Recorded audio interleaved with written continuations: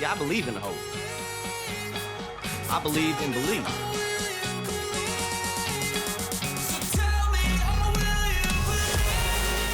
Hi, welcome to Coach Beard's Book Club. I'm Michaela, Coach Beard's assistant. Together with Andrea, Bex and Marita, we'll be diving into the books mentioned or seen in the Apple TV series Ted Lasso. So if you love Ted Lasso as much as Colin Hughes loves his Lambo, then join this group of 4 women, handpicked by Beard himself, and let's go! Hi Greyhounds, welcome back to Coach Beard's Book Club. I'm Michaela, I am Coach Beard's assistant, but I'm not good enough to do this on my own, so I have with me Andrea. Say hello, Andrea. Hi, Andrea. I also have Bex. Say hello, Bex. Hello, everyone. Welcome. Oh, see, she didn't do that to me. No, so I can't use the same joke. It doesn't work. And last but not least, we have Marita. How are you, Marita? Hey, how's it going? So this week, the book club is having a little treat. We're rolling out the big video player for the class, and we're having a movie night. Just give us a little bit of a break this week till we get on our feet, and we're watching The Iron Giant. And we all know that that was the film that the team watched in Make Rebecca Great Again at Everton, when they all had a little cry. Did you all have a little cry? Yes. Yeah. At the exact minute that he said I would. The 74th minute. Do you know, because he'd said that and I hadn't seen it, the build-up was almost like Tower of Terror at Disney, you know, where I was like, oh, it's coming, it's coming, I don't know what it is, and it was very tense. But yeah, it was upsetting, very upsetting. It's emotional. Very emotional. Yeah, it's a great movie, you know, about a little boy who stumbles across, but I mean, it's this giant robot. and Stumbles across, get nearly trampled by, you know, those are the same thing. Saved him from himself. He did, but they became friends, and he was trying to save him from the government coming to take him away, and it's just a beautiful story. We don't, you know, if you haven't watched it, you should probably go do that before you listen to this, because we're gonna have spoilers. Yeah. Come back and listen to us after, though, please. Yeah. It's only an hour and like 20 minutes or something. Yeah. So. But we've got a bunch of different takes this week about it, right? And I will take it away. Take it away. So if my co-host here will, you know, give me a moment, I just want to talk, as I always do, about the lack of female characters in this thing. Oh my God. Annie, the mother, was delightful, you know, loved her son. She was she was hardworking. She was so caring and nurturing, clearly loved. And she was minimized to that. So she worked and she loved her son. Not that there's anything wrong with that, you know, but she actually also likes her son, and I think a lot of people love their kids and don't, but because she likes her son, that opens up a lot of possibilities for their relationship. So it's a bummer that there wasn't more there. And so she was the only speaking woman, I think, the only speaking woman in the whole movie. That horrible scene with Kent Mansley, when they open the door and he's like leaning over and he's like looking at her chest and he's like, oh, I'm like, the 90s, man, it was a time. Well, and the 90s masquerading as the 50s, which is worse. Although, how great was it that his name was Kent Mansley? Like, he was totally a man, you know, like everything about his character was like, you know. So anyway, but I just had, you know, I always have to make a comment about that because it drives me nuts. Rightly so, you know, like that sort of thing needs to be addressed. Yeah, there was plenty of opportunities for other. It's not like it was the kind of story where there couldn't be women, you know, like an all male prison story or something, like whatever. Right. Shawshank. Yeah. The mother could have been a much larger character. She could have been given a lot more. Well, I do like that they didn't make it look like she didn't care, though. It was just that she was unsupported. You know, I did like that, because I thought I'm not going to like it if the vibes are she's not giving him enough attention. She doesn't have a bloody time. Do you know what I mean? No, I get it. She was a great mother, and she at least she was in the movie. In the book, actually, there was, I mean, I don't even think there was a woman in the book. Oh, Oh, I wow. Marita, I think Marita and I were the only two who actually read it, right? There wasn't even a No, woman in the book. no, lots of farmers and a bat, angel, demon, dragon thing. Yes. was this the same story? No, Oh. it's not. It's the same. Okay. It's Inspired by then, is it? It's not. loosely. Yeah. Yeah. All right. Yeah, the chewing of the like trucks and stuff, very much in the book. Like everyone was like, "Why does my truck have a bite out of it?" That whole thing. But and then my focus, I was thinking a lot about when I was watching this. I was thinking about all the characters and everything we know about all the characters that we know in Ted Lasso. And I think I felt like a lot of these characters you could almost put them in different places. And as I really started thinking about it, I was like, well, but they were watching this in season one. And at that moment in season one, when we saw that movie, there was very particular tension on the team that was all based on Jamie. And so I started thinking, okay, well, if I'm going to take this movie and just think about season one, what do we have, right? And so again, Jamie is the redemption story. Jamie is the one that has to learn, is coming in, like was coming into the team acting like he was all this and that. And I know the Iron Giant wasn't posturing like that, but he was like, I think he came in clearly as a weapon, right? He was brought in as a weapon. Gun. Yes, and Jamie is a weapon in football. In Scotland, we call people a weapon when they're being like annoying or like out. Well, it works for that too. Yeah, it works we're there. Like, shut it, you weapon, that sort of thing. So that's Okay. More Scotland lessons Yeah, for us. I'm going to thank have you all speaking Scots by the end of the year, I tell you. So Jamie obviously was, like I said, was the redemption arc in the first season. Well, I think at the end of the first season he was still not liked quite a bit because he made our team lose. But Yeah, you got us relegated, man. he got us relegated. He was, realizing that to use his strength for good. He had I think that's what Ted from the beginning was trying to teach him. You're a great football player. You're a great football player. He was right. So he's supposed to learn how to use his strengths on the team with everybody, right? And that's kind of, I think, again, the message about you could choose who you want to be. He has that choice, right? In the moment of the game, he can, I think what athletes do best, right? When you have a great athlete, it's that they're reading the whole game and they're choosing when to act, when to be the hero, when to be like, I'm just going to pass it to this person.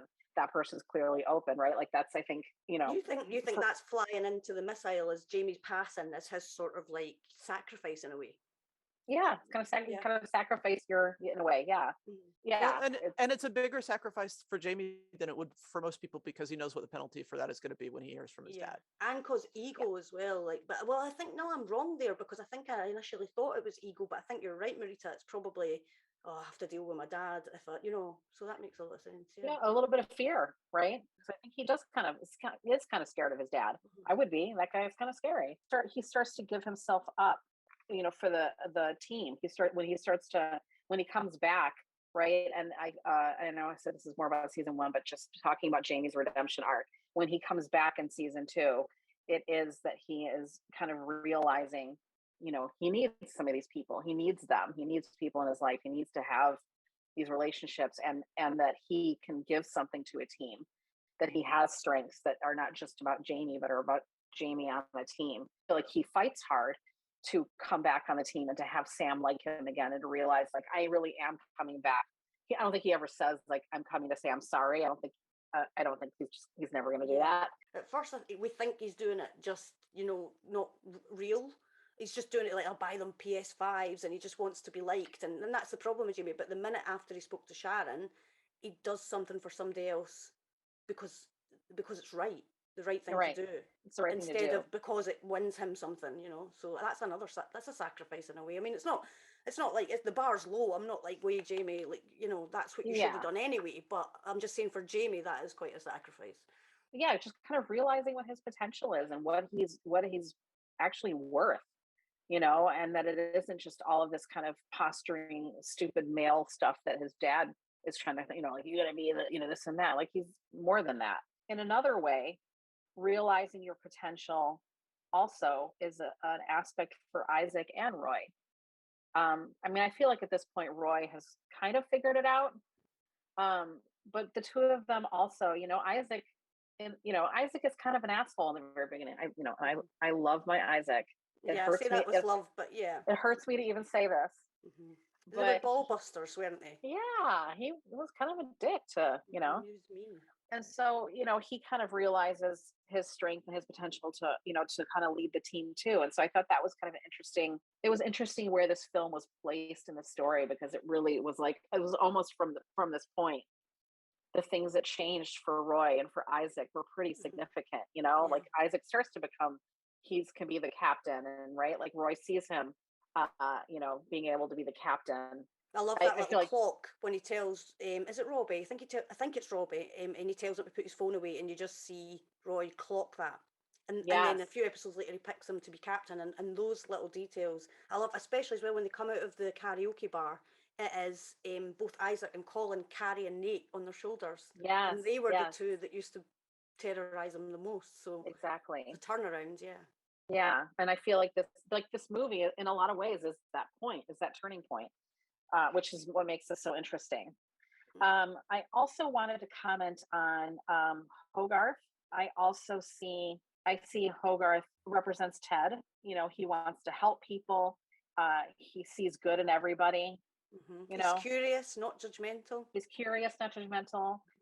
He takes in every stray he finds. Yeah. He takes, right. The squirrel. Right, yeah. Ted letting Jamie back, right? Again, the Jamie Ted connection between Hogarth and the Iron Giant. Sam also had a little bit of Hogarth. I felt a little bit of Hogarth in Sam as well. And Sam is just a good person. Sam is someone who cares about so people. Pure. He's so pure. Yeah. My favorite. Yeah. I talked about Annie, Kent Mansley, Boo, Rupert Mannion, 100%. Of course, yeah. Dean. I have to admit something. I'm really sorry, right? But on Brett's podcast, he has what is it now? Worrying Wide-Ons, and I can't remember what the boners are like, but it's basically when you're attracted to something that doesn't seem quite right.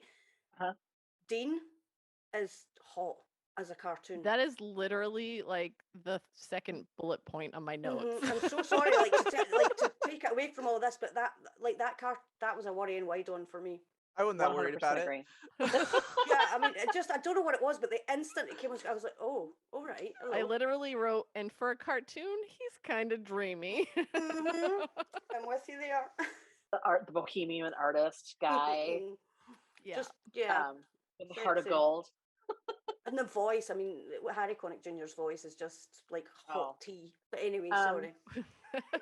We derailed that one on you. Yeah, I got horny on the podcast. I'm sorry. Our rating is gonna go. Wait, we already swear. Oh, so we're rated E already. It's fine.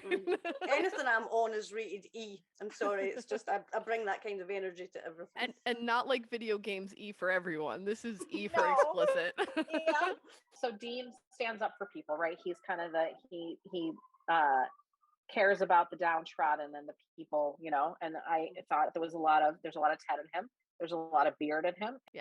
Right. I think Beard has that same, like, he sees things in people, he has that same quality. And then Higgins, like, come on, Higgins, like the heart of the team, you know what I mean? Like, he's just so caring, and like the way he like invites everyone over to his house, and he has no boundaries in the way, you know what I mean? In a good way. Just adorable. I want him to be my dad, to be honest. I know. I would, if they could adopt me, I would. And then let me see, the other things that were interesting, kind of again talking a little bit about Dean, but about Hogarth and Earl were the two people who were like talking about this giant and no one believed them, and there was Dean, kind of like, Dean is just like walking into the room like, okay, like I'm here to listen to you, like just come to me and tell, like I'm gonna listen to you. And I also made a note, I'm actually ashamed that Andrea, as a 10-year-old child, never thought to put more whipped cream in a Twinkie. Like, come on. When he's watching that movie and he's like, he sticks it right. But they've got the holes. Yeah, no. How did I never think of that? It works well with ding dongs too. We don't get Twinkies here. Well, that's where art is good. Oh, you don't get Twinkies. Maybe that's what I'll send with your jersey. Well, only if you want to pay like £7 or £8 for them. But... Yeah, Yeah, because maybe they got that- artificial worth it. stuff in them. Y'all can't have artificial stuff over there. And then just a couple of the comments I wrote down is just like away from Ted Lasso and everything, like just what a great comment on the American ego and American problem and the way that we approach the world. And right, some ego and some like we want to be the first, right? We want to be the first on the moon. We want to be the first to Mars. Like the whole thing about the satellite. He's like, and we didn't put it up there. Like, right, some of the American ingenuity has been good, but some of it's real freaking crap. And I think we're seeing the crap right now. And it's always interesting watching a movie that's talking about something in the past and you're like, we're living this today. Like, Yeah. what a comment on Americana Mhm. in that movie, right? There's an interesting bit too, because one of the things, like when Hogarth meets the giant, he's like, wait, I can't take you to other people. They see you, they'll shoot you, right? And that's very American, but that's also a line from The Wrinkle in Time, right? Somebody asks Calvin, like, if we were to show up on Earth, what would happen? We'd probably shoot at you, right? Mhm. And it's Yeah. Was that not Aunt Beast they were talking to there? It Sorry might have to been, cut yeah. you off. With her purse and her hat and everything. Want to make sure to mention Aunt Beast in every episode now. The book was just very different from the movie. I don't want to touch too much on the book because the book was just like it was very different. But like the Beast, the Iron Giant was now I got Beast in my head. The giant, like he fell to Earth in pieces, and he slowly started to like reintegrate himself, and then he got found. And correct me if I have any of this wrong, Reed. I kind of read through it really quickly, and he ends up the little boy ends up screaming to the people in his town, like there's this this iron beast and this giant, and he's going to come terrorize us. And they figure out how to have him fall in a hole, and they cover him up so he can't get out. And then we end up being attacked by was it aliens? Who attacked us? a The- bat dragon. That was the something. bat dragon thing. Yeah. So the beast dragon thing comes and attacks, and they end up convincing the giant to fight for them, to fight the beast. Some similarities to the movie, but and the fight does involve a spectacular self-sacrifice, because yes. it challenges, so that the Iron Giant is effectively like self-immolates multiple times on a fire in like this weird monster equivalent of a drinking contest, because then the bat dragon whatever has to go fly into the sun to not be one-upped. It's complicated. That's a great way to introduce us into the connections and parallels to it by like starting looking at season 1 and sort of that Jamie parallel. I definitely did not go there, so I'm very Neither did excited to I. hear Mhm. all the different places we went. Yeah. And Jamie yeah. wasn't even at the showing of the movie, which I think No. might be significant to your point as well. Really, is the one person that probably needed the message more, or the same as Nate, wasn't there? Time for some comments from you, Greyhounds. Horticulture Baby says, I think the main reason they chose the Iron Giant is to let them know they have control over how they behave and who they want to be as people. You are who you choose to be. You choose. Just because they grew up being taught to be certain people and react in a certain way, to be tough and to be warriors, doesn't mean they can't fight that and choose to be someone else when there's cause for it. If you'd like to contribute a comment to Coach Beard's Book Club, then catch us on Twitter at Beard's Book Club or email us at coachbeardsbookclub@gmail.com. My notes look like my brain. Everything's everywhere. But what I want, what I would like to discuss thematically with this is mentorship, and the theme of mentorship that I believe not only runs throughout the show, but comes from the showrunners themselves. In relation to the Iron Giant, the way I see it is there's a sort of mentorship line forming, and it's not the way you would expect it, because the Iron Giant is a giant and it's this little boy. So you would expect the bigger of the two to be the one that was teaching the lessons, or sometimes I would. Yeah, I sometimes don't expect the bigger one to be the one learning. And certainly as Hogarth that is mentoring the giant as to the ways of his world and the to try and keep him safe. But I believe in a way Dean mentors Hogarth. Because when Hogarth doesn't know what to do, yes, he goes to the scrapyard mainly because it's a all-you-can-eat buffet for the Iron Giant.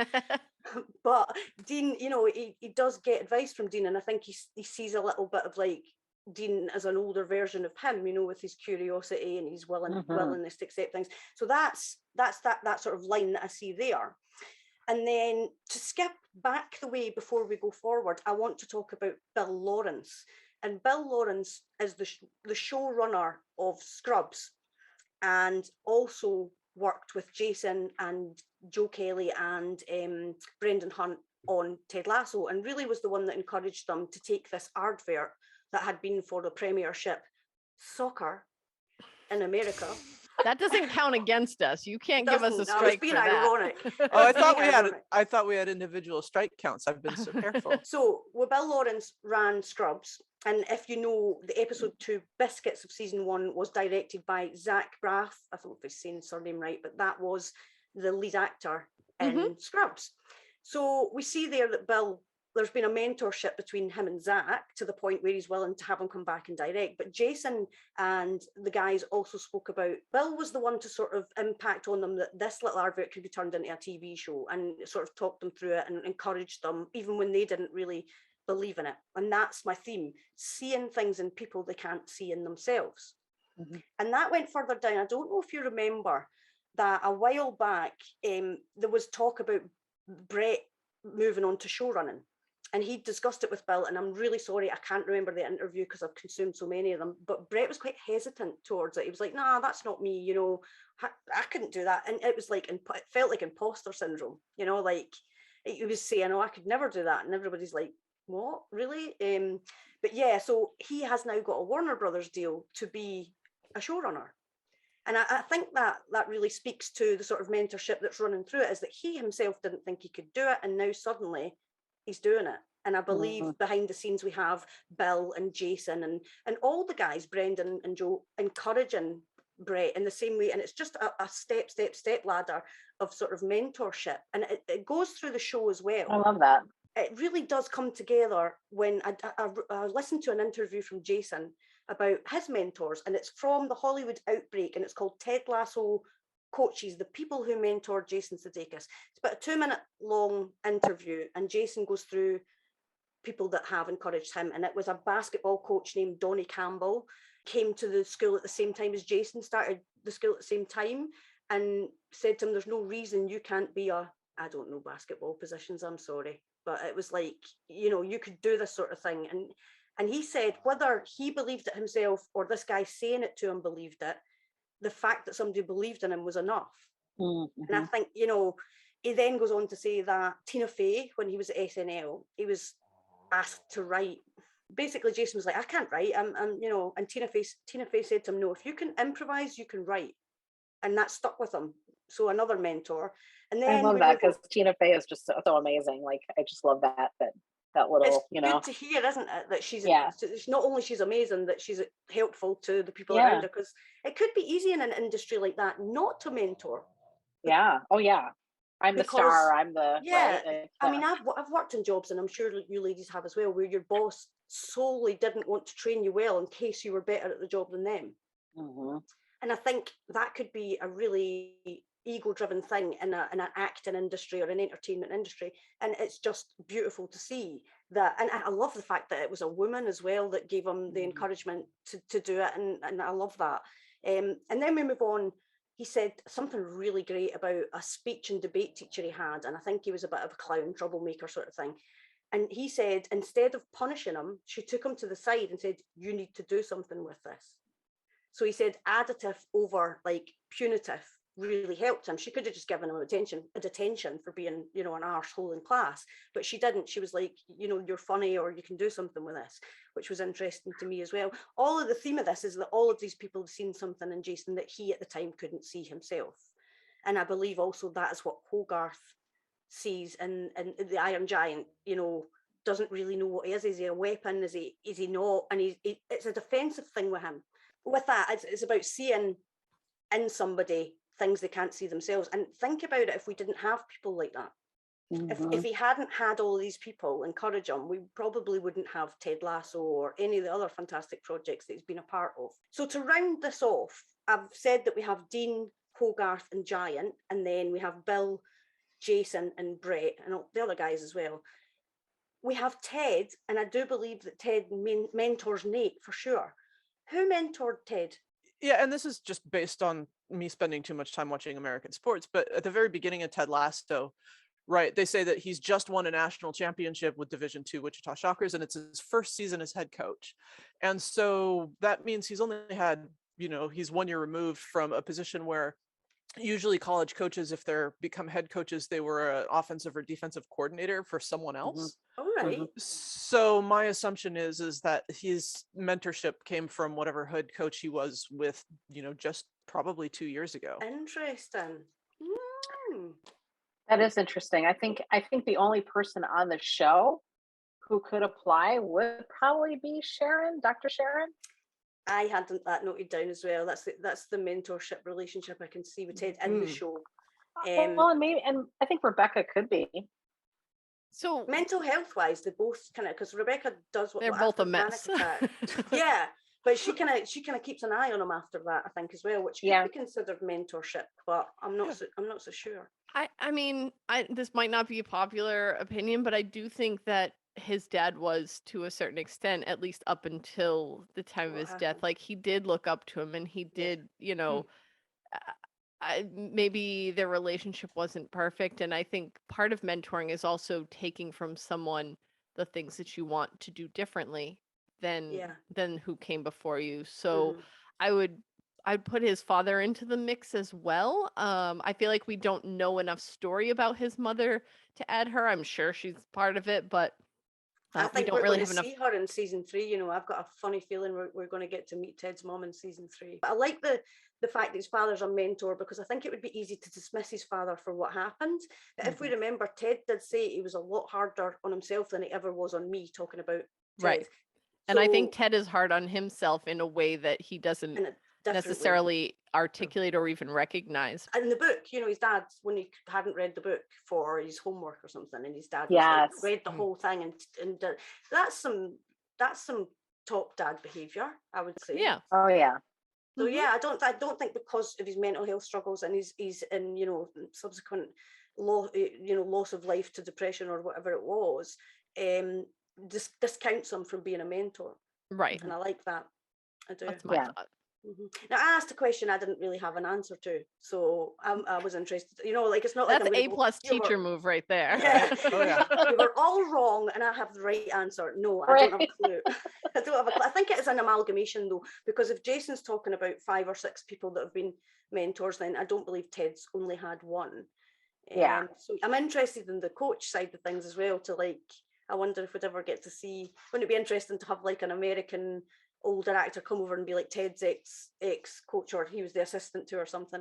There's so many opportunities to kind of pull it together. I love it. Let's take a quick pause for our listeners' comments. This is a lovely point from Bohemian Sis. The Iron Giant is transformed by the love, encouragement and belief from Hogarth, much like everyone who spends time with Ted is similarly transformed. Yeah, I think I can segue from that, because I see a character in Ted Lasso in one of the Iron Giant characters that hasn't been looked at yet, and that is, for me, seeing Roy Kent in Dean McCoppin. Apparently, I didn't even know his surname. Wow. Oh yeah, IMDb is my friend, but Harry Connick Jr. Yeah. Oh, that's interesting. That's such a beatnik last name too, McHoppin. Yeah. Yeah. And there's just something about him that you love when you start watching the movie. And yes, like that sort of like, should I be attracted to a cartoon because he's kind of dreamy? It's happening whether I want it to or not. That chin he had. Oh my God. Yeah. Yeah. He's gruff too, but like you can tell right away that he's got this soft interior. Like he's acting tougher than he really is. Immediately from that moment when the fisherman's telling the story about this giant and blah, blah, blah, and everyone's laughing at him, he stands up for him, right? And he's like, yeah, I saw it or whatever it was he said, but he didn't see it. He didn't experience it, but he agreed because he wanted to stand up for the little guy. He says, if we don't stand up for the kooks, who will? Now, that's probably not the most inclusive, slightly problematic language, but as a sort of whatever you would replace the word cook with, I appreciate it. Yeah, exactly. Right. Yes. Dean has been there. He's been that person that people haven't believed, or he's been that misfit. He doesn't quite fit in. He knows what it's like to be an outcast. And I mean, he's a scrap metal artist. He's not like, and he lives in Maine where all these people are just like, blue collar workers or fishermen or, like he doesn't seem to necessarily have any people. He's sort of slightly isolated. That all sounds very Roy so far. So yeah. Yeah. But he also boosts the confidence of those around him. And I do see this with Roy, especially with Phoebe, right? Like this is, to me, is why Roy and Dean have so much in common, but also with Isaac in season 2. Yeah. And with Sam to a certain extent as well, right? Like he always seems to have these words of encouragement, even though he tries to be so gruff and tough and he's like, "Rrr, rrr, rrr." But he plays princess with Phoebe. Like he's there. Yeah. He's a softie, right? Yeah. Princess and the Dragon, but he never gets to be the I dragon. Need you know how we get callbacks and Ted where they mention something and then in the next like 2 or 3 episodes, I need to see him playing dragon and princess with Phoebe. Yes. I want a tiara and a wand. I want all. And the wand needs to still be broken because she needs to still be broken. Absolutely. Like there's a point when Dean is telling Hogarth, who cares what those creeps think? They don't decide who you are. You are who you choose to be. And, maybe that's a somewhat idealistic response, but it is what Hogarth needs at this point, right? He needs to be held up this way. My nephew has a t-shirt with this on it. He absolutely loves the movie The Iron Giant. So I was very excited to to do this episode. But I think it really is a good quote for the movie and for this Dean Hogarth relationship, but also Leroy and Phoebe relationship. So I have a couple examples, and some of them come from season 2. So the payoff comes a bit later, but like Phoebe with the bad breath situation, right? Like he's determined to find a solution. Now his first solution is like punch the kid. Like he can't go beat up a 6-year-old, but okay, Roy. But he knows that's not realistic. And then they come up with that Love Actually plan thing. And, and that's his idea because he asks the pharmacist to open up again and give him the poster board or whatever. So he's there, he's supportive, he's got these ideas, this like, let's take this approach and try it out. The whole thing with Isaac when he's going through his slump as a captain, right? Taking him to go play street ball and reminding Isaac that like no one he's a mentor. Yeah, he really is. He just reluctantly, don't you think? He's but mentor, same with Dean, right? Dean isn't looking to befriend this little kid. Like he's just like, what are you doing here, right? Roy lets Isaac know that no one cares who he is as much as he does, and that he should just be himself, have fun, enjoy the game the way that he wants without the pressure of the press or the fans, right? Because that's what's bringing Isaac down. And it's these bullies at school that are bringing Hogarth down. And these mentors that it ties in, they're saying like, hey, fuck them. I mean, obviously in The Iron Giant, they say it more nicely than that. Yeah. It's good advice though. And even with Sam, right, when Jamie is targeting him early on in season 1, he gives Sam an example of a positive teammate, right? Just like Dean gives Hogarth an example of a positive adult male figure, because his father isn't in the picture. We don't know why or how, or, that part of the story doesn't seem to matter, but it's only him and his mom is working so hard and does her best. This gives him a positive male figure in his life. And that male figure, what I love, and it's not relevant to Ted Lasso, but what I love is that male figure. In some storylines, what you would get is that man wanting to befriend the child to get close to the mother because she's hot or something. And we just, I love that it didn't go there. It really did. It's just them. Yeah. I mean, well, yes. But that's not why he befriended the boy. Exactly. Right. Exactly. Yeah. Going back to the Roy Phoebe thing for a minute, I want to add Keeley into the mix. And this is exactly what we're talking about. Roy isn't kind to Phoebe because he's trying to impress a woman, right? But it does impress her when she sees it, but this at the end of the film, Dean and Annie do get together, right? They talk about how they're a family now, and you can't blame her. You just can't blame her. I'm sorry. No. Like, I mean, I would have done that same, too. Annie, same. But they're shown as a family unit, just like Roy and Keeley and Phoebe are. We've never met Phoebe's mother, and we know she's hardworking and everything. Have we though? Have Oh we? yeah, the emergency room with Dr. Oh, Sharon. that's true. That could be. But it's not confirmed yet, but that is a possibility. You're very right. You're very right. And I also see parallels between Dean and Roy with their attempts to not be a fan of the Iron Giant or Ted, right? Like, Yeah. but they end up being fans of them and supportive of them by the end of the story. But I do want to speak a little bit about Ted and the Iron Giant because, everybody seems to have a different character they think is the Iron Giant. And for me, the Iron Giant is Ted. Yeah. Ooh. Everyone's afraid of the Iron Giant, and everyone's afraid Ted's gonna fuck up real bad, right? The army attacks without knowing what the Iron Giant is, and the fans go after Ted before they understand his approach. It's sort of this shoot first, ask questions later thing with the Iron Giant, and with Ted, it's, metaphorically anyway, a similar thing. Like they're shooting at him with their words, they're targeting him, and the Iron Giant acts defensively here. He's not being mean intentionally. He's just reacting. He's being defensive. And this seems like a thing to sort of say to the team. Like, I think this is part of Ted's message to the team. Like, hey, you might not know why people, and not just Ted, but people in general, do something or act a certain way. So be sure to give them a chance and find out their story, find out what their deal is, try to get to know them. The Iron Giant has his issues. He's imperfect. Ted has his problems, and Ted blows up. We're talking about the Nate moment when he slid the letter under the door. Yeah. He And lost his shit, didn't he really flipped out on him. He just he snapped, and it was unrelated to Nate, just like it was unrelated to Hogarth when he targeted him. And Ted's panic attacks kind of remind me of the Iron Giant's reaction to seeing the gun. Right? It's a Yeah. It is a trigger. panic attack. Yeah. I mean, no pun A intended, literal but trigger, yeah.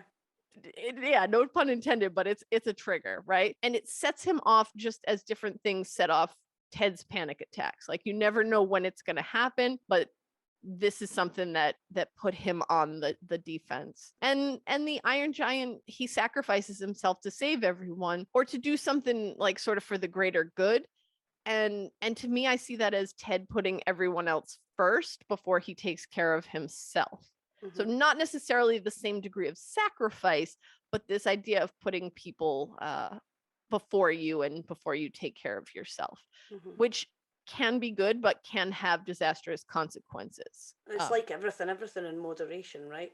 Yeah, exactly. One other random parallel I just want to throw out there that's unrelated and sort of twists all this on its head a bit. Those are the ones we love, Bex. We love those ones.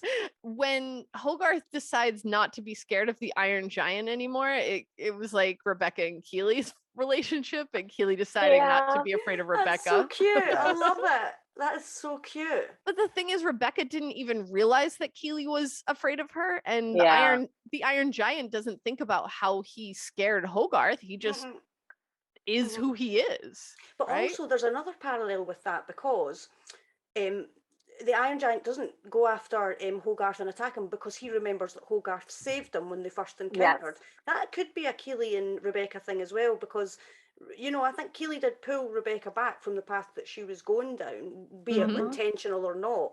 So, yeah, that's a really good parallel. So it's just that scene with Hogarth and the Giant when the Giant starts to follow him and then he gives him the thing and he falls down on his butt. Yeah. And they're teaching him how to say rock and tree. Oh my God. I almost cried there too. I was just like, oh my God. But that's also like So Ted cute. because he has to be taught, different words for Yeah. different things like the boot and the boot and the boot and Yeah, so the boot that and the may- boot. Yeah, so I get the boot for putting boots in the boot. Yeah, so he's in another world having to learn new words essentially. So yeah, He really is. So, I'm fascinated by the fact that we all had different people assigned too. to the Iron Giant and to Dean and Hogarth and all of this. So Marita she's probably got something altogether different that she's gonna come at us with. Let's see what you Greyhounds have to say. Bohemian Sis believes that Ted is Hogarth and the team, Rebecca, Nate, Higgins, Keely, Trent, Sharon and more, are all Iron Giants. She believes that Coach Beard defies categorisation here and that he falls between Ted and every other character in the show because he is both. Lil Biquette on Twitter says, "You are who you choose to be. Used to have a pic with that quote above my oldest kid's desk. Definitely linked to the Ted Lasso theme. We all experience childhood with ups and downs. But in the end, it's up to us to decide which path we embark on. All right, so I, like to do dives through the literature. There's not a whole lot on the Iron Giant, but I found this really great paper in what's called the Journal of the Fantastic in the Arts by someone named T.S. Miller, and it's called Frankenstein Without Frankenstein, the Iron Giant and the Absent Creator. So I'm going to drag a whole other novel into this talk. I'm down. Okay, I'm ready.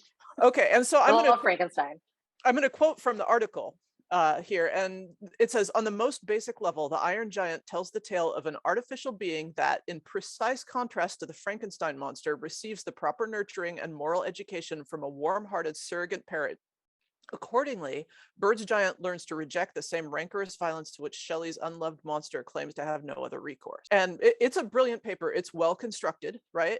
And so I think probably reminder here for people whose familiarity with Frankenstein is more like the James Whale movie or something. With Frankenstein's creature, we actually have someone who is brought into the world by a creature that immediately rejects him, right? Victor Frankenstein just immediately runs off, and he wanders around and he self-educates. And I think it's really, really important to the point I'm making, and also to understanding Frankenstein, that Frankenstein's creature is brilliant. He self-educates, he's incredibly eloquent, he speaks, and he tries really hard to be kind and is just met with violence and rejection. And so this just spirals into this murderous, revenge-driven killing spree, basically. That's Frankenstein.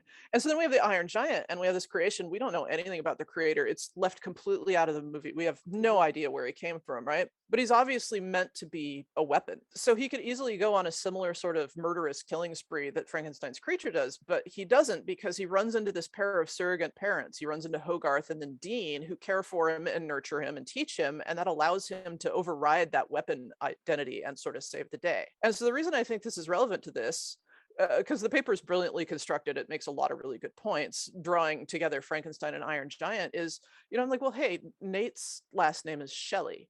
And that's maybe not a super common last name, right? That was my face. Why did Bex, that not even occur to me? If you're listening right now, Bex's face just went like full jaw drop, and that's when I heard about this, that's what I did as well.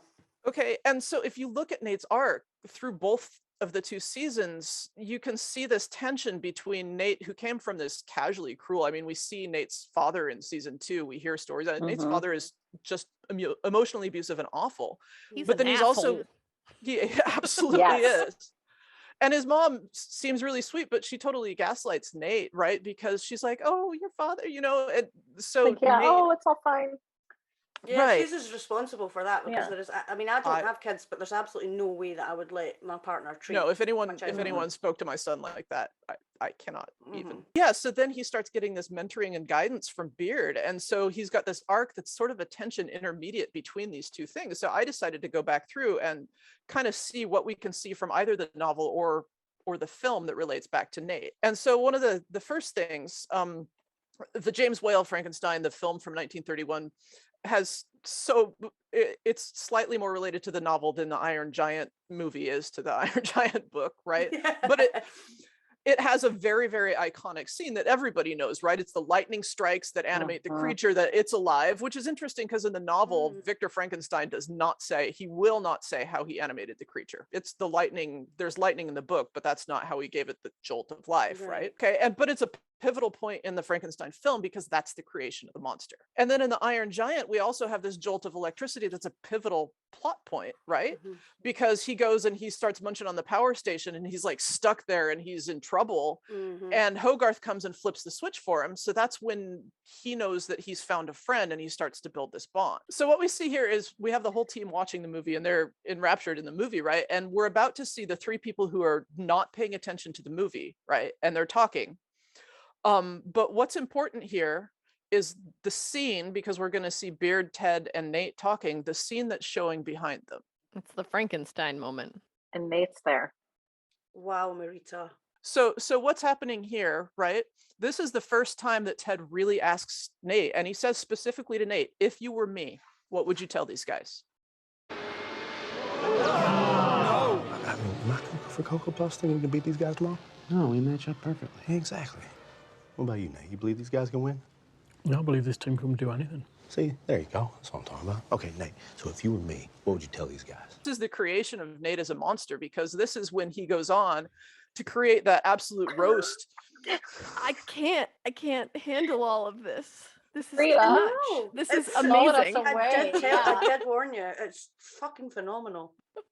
Right. So this is the creation of Nate, because that's when he goes on to be, and like the scene in the locker room at Everton is funny, but he's an asshole, right? Mhm, yeah. Oh, This yeah. is the creation of Nate as a monster. We go on, and I'm kind of staying parallel to the comparisons between Frankenstein and Iron Giant in that article. So like early in all three storylines, we have the character in question endearing itself to people around. So in Frankenstein, he tries to endear himself to the DeLacy family by doing a bunch of chores, chopping wood for them and stuff, right? So in the Iron Giant, the way the Iron Giant kind of endears himself to Dean is when Dean starts talking about like, don't eat my art, this is art. The Iron Giant starts making art out of junk too, right? Yeah. Right? It's like solely cute. So one of the That's really first cute.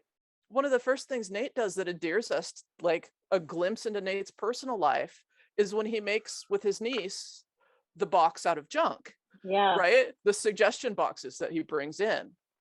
And I think we can make a pretty big argument, and I don't think anybody would be arguing too much, that Ted and Beard are surrogate parents to Nate, right? The language they use with him, they're always calling him buddy, like Do when better. do better. Yeah. I don't know. Ted's I've heard that. I feminine. don't know. Maybe y'all's parents didn't say that, but mine did. Well, and like even like when they have to go find him, they send the search party for him in Liverpool, right? Because he's sleeping in the bus. Like if any of the players just disappeared for the night, they would assume he went off with a woman, right? Like, or just on his own. Like Nate's the one who gets the search party because he's their kid, effectively. Like an absolute parent move is after they win the game in tan lines, right? And Nate jumps up onto Ted and like reverse piggyback, or like wraps his legs around him, right? And so it's not just that, because he's like, oh, sorry. And Ted's like, no, love this energy. But then Ted needs to do something else, and he just hands him off to Beard. He's like, hey, or take this guy. And it's like the same pose. From He's mom to awkward. dad or dad to exactly. mom. It is such a Well, co-parenting Ted is move. mum. I love Ted's got it. that feminine energy, and Beard's got the sort of like Beard's the sort of hard one, like do better without any other like context, and Yeah. Ted's trying to do the sort of Right. nurture stuff. So in terms of seeing Ted and Beard as surrogate parents and sort of seeing them in Hogarth and Dean, I mean, with Ted as Hogarth, like he's this bright, idealistic kid. He's absolutely determined to see the best in people. He's lost his dad. I'm pretty sure we get that really quick cue, because right before he goes to bed while Kent Mansley's watching him, he puts on his helmet, and you see the picture of his dad with the same helmet in front of a plane. So he probably lost his dad in either World War II or Korea, based on the timing. Oh yeah. He has this, like I said earlier, absolute compulsion to take in stray and strange creatures. So he'll see the good in someone like when no one else does. And in terms of Dean, like he's cynical, he sort of instinctively protects Hogarth, including from the Giant. Especially getting into season 2, you see Beard being very protective of Ted from Nate's wrath, right? So he's more practical of the pair, but he kind of goes along with what Hogarth wants to do most of the time. And there's a couple of scenes in the film where I could just absolutely see Brendan Hunt in the live action version as Dean, specifically when the squirrel's in his pants in the restaurant and he stands up and he's like, I love it. apologize for what I am about to do. Right? You just absolutely see that. And the other one is after the Iron Giant does the cannonball and he gets washed back in the chair and the pig farmer pulls up. Yeah. He's like, hello. And he's like, yeah. And he's like, you're in the middle of the road. Yeah. That so is weird. Yeah, it's definitely Beard to me, and so that's why I am seeing those. And I also have to say, if anyone in that entire film of the Iron Giant were going to show up somewhere having sipped from the wrong pot of tea, it would be Dean. Dean would be the guy who showed up accidentally stoned. I mean, he's the beatnik kind of guy. He definitely would be stoned. That's just what I see. Accidentally. Wait, so can we just recap, like, Andrea, who's your Dean? My Dean, I said either Ted, Beard, or Higgins. Okay. He had a little bit of all three of them. Ted, Beard, or Higgins. Yeah. And then I went with Roy. And Michaela, you Had a wide on for him. So there is my plug for Beardus Dean. But getting back to the Frankenstein Iron Giant theme. So one of the big arguments made in the article that I've been referencing, it talks about the huge difference in outcomes being related to the nurturing and guidance that they get during their education. So we have Frankenstein's creature, he's a total autodidact, right? He learns to speak French and he learns to read just kind of by watching this family through a hole in their wall. And he finds this satchel of books like in the woods and he reads them, right? Like, and it's pretty bleak. The satchel has Goethe, it has Milton in there. So he's reading Paradise Lost and kind of relating to both Adam and Satan in Paradise Lost. And eventually he comes down very firmly on the Satan side, right? So when we have the Iron Giant, like, and again, this is not my observation, this is from the article. But when we have the Iron Giant, he gets his education of his own because Hogarth, when he's stuck in the barn, gives him all these books, right? He gets a Mad Magazine, he gets A Boy's Life, and he gets comics. And he gets his own version of Adam and Satan. He gets Superman and he gets Atomo. Okay. And so if we look at Nate, we look at the choices he gets, and he's, as many books as there are in the show, he's not given books. But if we look at where he's reinforced in his education, right? And this is where I went totally down the rabbit hole. And I did a 2-season rewatch focused on everything from Nate's perspective. So we can either get Nate when he behaves like Ted, or Nate when he has some more toxic version of masculinity. And when you look at what gets reinforced, like the only people who are nice to him for actually being a good person are Ted and occasionally Keeley. Okay. Otherwise, he comes up with this great idea for a play. Ted and Beard support him, but what happens when he gets back in the locker room after that first play? Like Isaac and Colin are still bullying him. They're beating him up and they're joking about it. Careful, that's our new gaffer, right? The first time he gets good feedback from Roy is actually when they're really upset about the loss and he like elbows Ted's office window, that foreshadowing that he's going to backstab Ted, right? And Roy's like, good lad, right? So he's only getting this feedback from Roy when he's done something violent. And the team doesn't respect him until he gives that asshole roast in the pregame, right? Like Colin and Isaac are horrible to him before that. And after he trashes on everybody, right? They're drinking shots with him at the karaoke bar. They're carrying him out on the shoulders, right? And so most of the time, anytime he gets a sense of feedback from the team or any sort of sense of belonging, it's not because he's been kind. It's because he's done something in this toxic masculinity vein. His education there's no real positive feedback loop for not being a dick when Ted isn't paying attention to him. Yeah. Wow. Yeah. And so it's worth mentioning here because we're talking about, the Milton, the Adam and the Satan, and we're talking about Superman and Atomo. If you look at how Nate brands himself, we get the almost similar language, but a really different connotative meaning of Wonder Kid, right? Superman, Wonder Kid. Once again, the first 2 shots I'm going to show you, these are things that were pointed out by the article I came, but there's a shot in the film version of Frankenstein that's almost directly visually quoted in the Iron Giant. And they're both, again, at pivotal points for the characters, right? So right here, we've got Frankenstein, and he's about to try to befriend this little girl, right? And so this is a pivotal point for him because have you all seen this movie? No. Okay, so what's going to happen here is she's playing with flowers and she gives him flowers and he's trying to be nice and she throws flowers in the water in the lake to show that they float. And he's like, oh, that's nice. And he ends up, it's implied, throwing her in the water and she drowns. And so this is what causes the villagers to go all like torches and pitchforks after Frankenstein, right? This is like a pivotal moment for this creature because before that, he hasn't really killed anyone who didn't deserve it.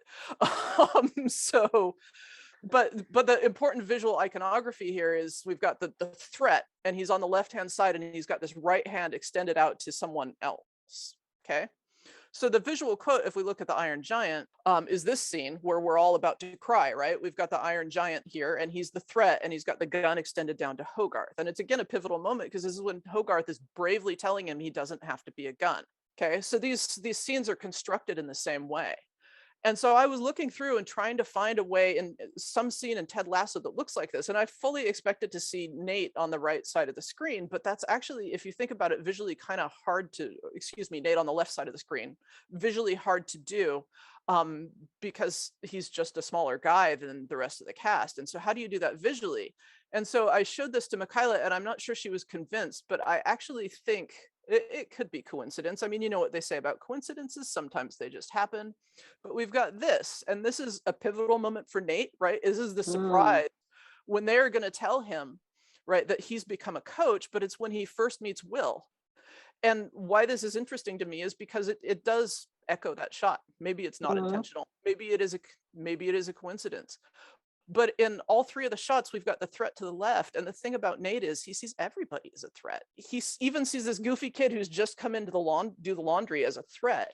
And so it looks to me like this is a visual reference as a thread that runs through all three things. Wow. Holy crap. I'm blown away. So like at this point, Nate sees everyone as a threat, right? And his programming is as a gun, because look at who his dad is. Look at how he's learned to respond to everything, right?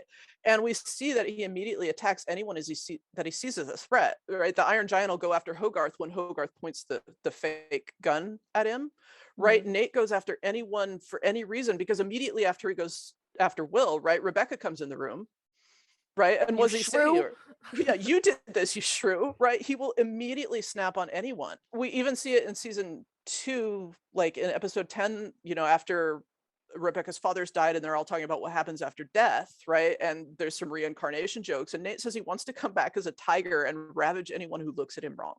And he's just so wound up that absolutely everything is a threat. So that one, I have to say, that one made me pause for a minute, because when people ever ask like what superpower you want, I always want laser eyes. So I was like, damn, am I Nate? Like, I hope not. Okay, so we have this same episode that starts with Nate's promotion. So that last episode is season 1, right? And we get Ted FaceTiming, and it's, I think, the longest FaceTime that we ever see of him and Henry. And Henry asks about coaching, and Ted tells him, and here's a quote: "It ain't like being a football coach back home, kiddo. I got a lot less control because once the game gets going, I can't tell my fellows what to do. So I just got to hope everything I've been trying to teach them made some sort of impact on them, and they'll make the right decisions when they're out on their own." Kind of like being a dad, I guess. And the reason that was interesting to me is because he's relating coaching to being a dad, but it's also really relevant to his relationship with Nate. So like if Nate is the Iron Giant, Ted is about to turn him loose and hope that he's parented well enough, right? But then Ted asks Henry, he's like, "How much of that did you get before you checked out?" And Henry goes, I I drew drew a a robot. robot. Oh, I'm doing the American accent. It's really bad. So we've talked about Ted as Hogarth a bit, but I think it's also useful to look at a little bit of a comparison between Ted and Victor Frankenstein, because a part of Nate's problem in season 2 is that he feels abandoned. That very much more throws Nate off the Frankenstein's creature arc, right?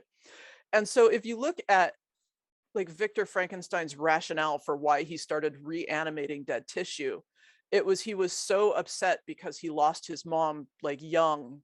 She died of scarlet fever, right? He wants to fight against death because of this, right? This is his motivation.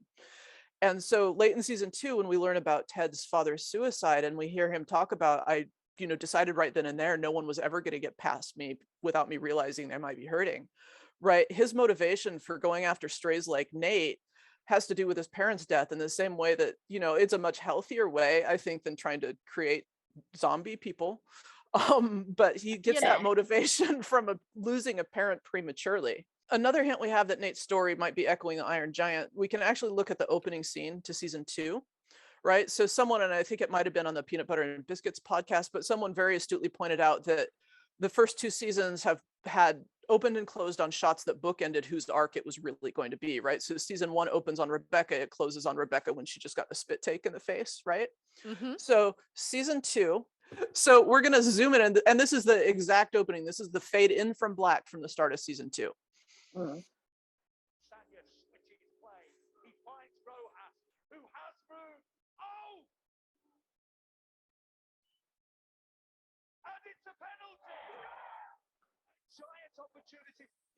Let me stop the share here. That's when there's the penalty shot. It's the one where Danny ends up killing the dog, right? But what the announcer actually says when he talks about, "Oh, it's a penalty shot, a giant opportunity," which is, I think, a big cue in to sort of, or a callback to what we're going to see. Things that Nate has a lot more in common with Frankenstein's creature. He feels like an outsider and he desperately wants a companion, right? So the creature talks in the novel, when he's actually doing the part of the narration, about how much envy and anger he develops. And Nate has the anger really early in the show. That first time when they talk about trying his plan on and they strut, right? I only picked up on it because it's in the captions, but Ted looks at him. He's like, you look a little angry, but that's okay, right? So Nate's anger is already there, but it starts coming out more and more. And kind of no matter how much they try to bring Nate into the group, he says the wrong thing or just reads like an outsider.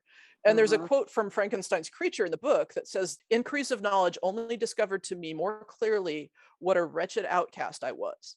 And so it's like Nate's always seen this world from the outside, and as he comes into it and he knows more and more about it, he tries to fit, and it just doesn't work. And that gets exacerbated because Roy comes in to coach, and he's a junior coach to Nate at that point, but immediately just kind of hops over him in terms of everyone's respect and what everyone's listened to, right? Nate's got this horrible self-loathing. And there's a scene in the novel where the creature catches a look of itself in like a reflection, like a puddle or a lake. And it's just instant revulsion, right? And we've got those two scenes, I think one in each season of Ted Lasso. No, they're both in the second season, where Nate sees himself and spits in his reflection in the mirror, right? And so we get all of this, and then even though the creature's already killed a few people in the novel, he gets to a point where he actually confronts Frankenstein. And basically, if he can get a female companion, if he can just get a woman, he will be fine, right? Someone who will accept him, make me a woman, right? Not make me into a woman, but make a woman for me, right?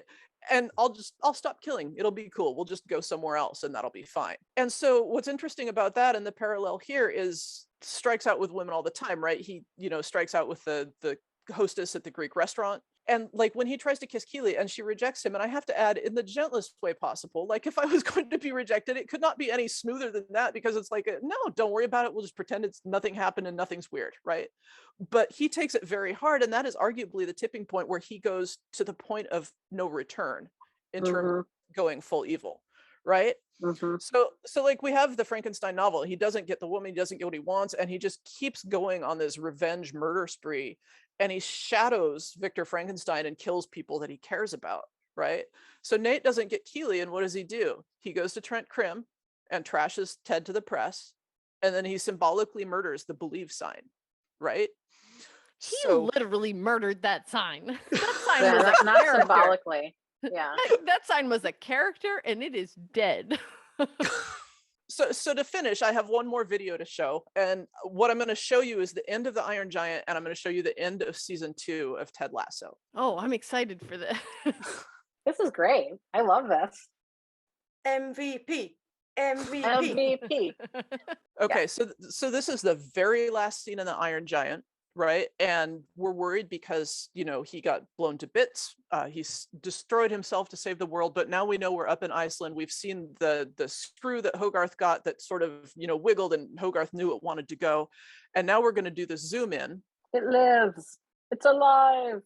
Right? Okay, so we zoom in on the face. His eyes pop open, right? And the lights come on in his eyes. So we know, because we've seen earlier in the movie he can do it, he's about to do this like autopoietic sort of self-reconstruction. Okay, so now we're going to see a clip, and it's the very, very last bit of season 2. And we're going to start in zooming on Nate. And I'm going to tell you in advance, what's really important is, because it happens really fast, I want you to watch his eye. If you'd like to see what Marita is referencing, check out the 1 hour 2 minute mark on the YouTube video at Beard's Book Club.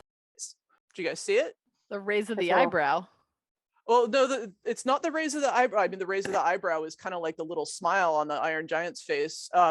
It's a reflection of the light, right? The light goes out in his eyes. Oh, There's like a white reflection in his eyes, and I would not have noticed it if it had not been pointed out. But Yeah. It's so cool when you see it. But yeah, so they turn the catch lights off in his eyes. Right. So that's, again, strikes me as like a direct visual reference to the end of Iron Giant. But instead of this, self-creation and this wonderful thing, and he's about to restart, is it just that Nate's evil? Is he about to self-destruct? I think it's kind of a nice little tease into what's going to happen for season 3. But I was pleasantly surprised, because I do think I found things that were pretty compelling in Ted Lasso that point back to that with the Iron Giant. Yeah, no amazing. shit. No shit did you find stuff like that? That was outstanding. but it does lead me to what I think is a good question for us to all consider before we move into season 3 is Nate redeemable? Is the light going out, as Marita's talking about, in contrast to the Iron Giant whose eyes light up? Is he, is he redeemable? Is there any chance of him coming back the way the Iron Giant is coming back, or are we going to see him self-destruct? So I'm curious to hear what you all think.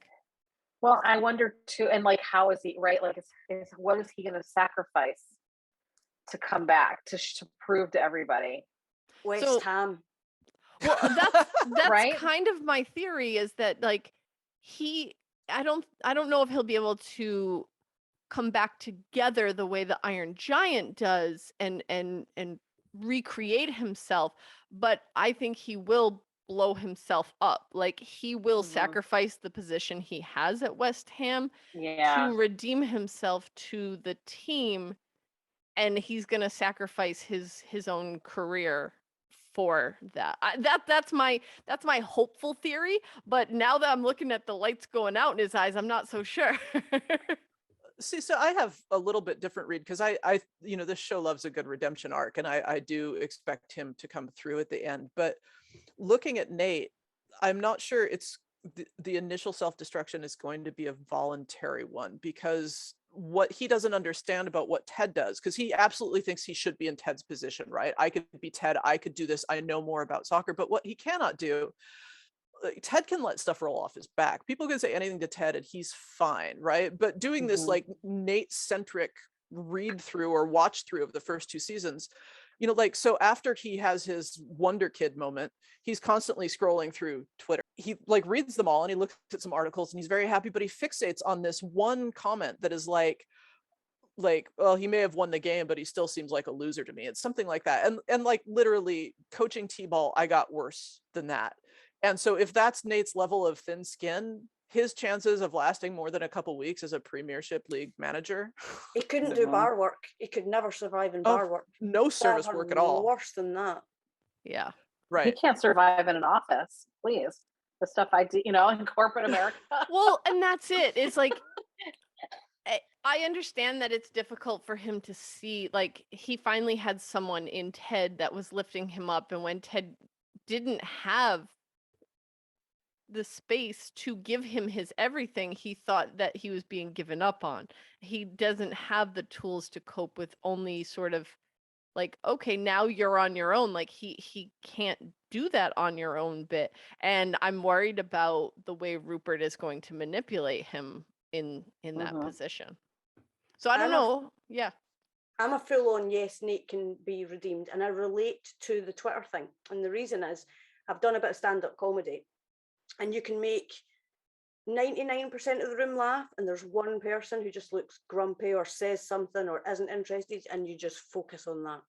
Like, I think it's a human thing. You could have all the praise in the world, but when one person says, it's your sort of instinct to doubt yourself. So you're like looking for the bad comments. So I do think he's redeemable in the sense that I don't think we're going to get to see changed behavior in season 3. I think it will be the sacrifice.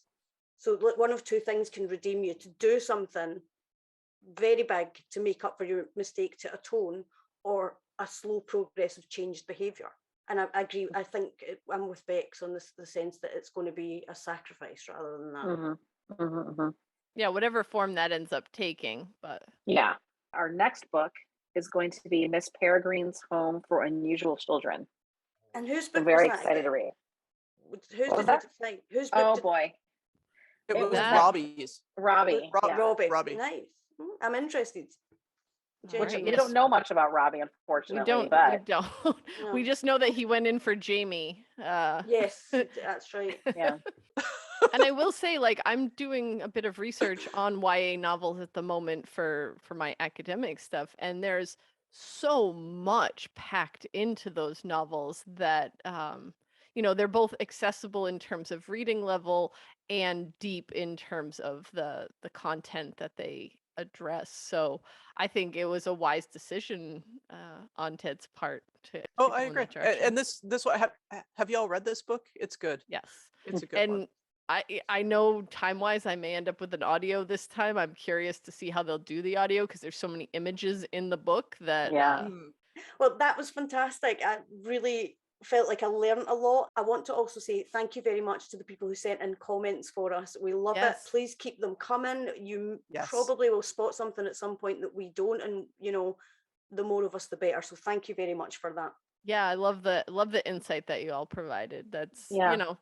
just Really adding appreciate it. layers onto what Mhm. we're talking about. Thanks for joining us. I hope you've learned as much as I have today, and we will see you next time when we discuss Miss Peregrine's Home for Peculiar Children. Bye. Thank Everybody. you. Time for some comments from you, Greyhounds. Horticulture Baby says, I think the Iron Giant also shows them that being tender and caring and a team player is exactly the right thing to be in certain situations, and being aggressive and a fighter, no matter how powerful, is the wrong thing to be. Essentially like when Hogarth talks about Superman.